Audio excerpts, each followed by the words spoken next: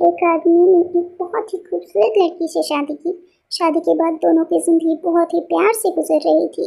वह उसे बहुत चाहता था और उसकी खूबसूरती की हमेशा तारीफ किया करता था।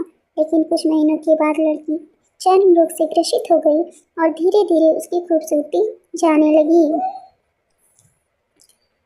खुद को इस तरह देखकर उसके मन में डर सा लगने लगा।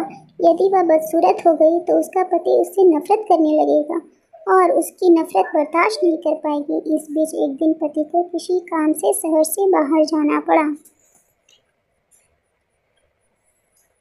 काम खत्म कर जब वह घर वापस लौट रहा था तो उसका एक्सीडेंट हो गया और उसकी दोनों आंखें चली गई। लेकिन इसके बावजूद भी उन दोनों की जिंदगी में सामान्य तरीके से आगे बढ़ती रही।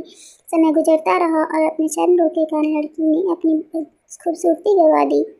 वह बदसूरत हो गई, लेकिन अंधे पति को इस बारे में कुछ भी पता नहीं था, इसलिए इसका उनके खुशहाल विवाहित जीवन पर कोई प्रभाव नहीं पड़ा। वह उसे उसी तरह से प्यार करता था। एक दिन लड़की की मौत हो गई, पति अब अकेला हो गया। वह बहुत दुखी था। वह उस शहर को छोड़कर दूसरे शहर जाना चाहता था। उसके अंतिम संस्कार की सारी क्रियाक्रम पूर्ण की और शहर छोड़कर जाने लगा। तभी एक आदमी ने पीछे से पुकारा और पास आकर कहा, अब तुम बिना सहारे अकेले कैसे चल पाओगे? इतने साल तो तुम्हारी पत्नी तुम्हारी मदद किया करती थी।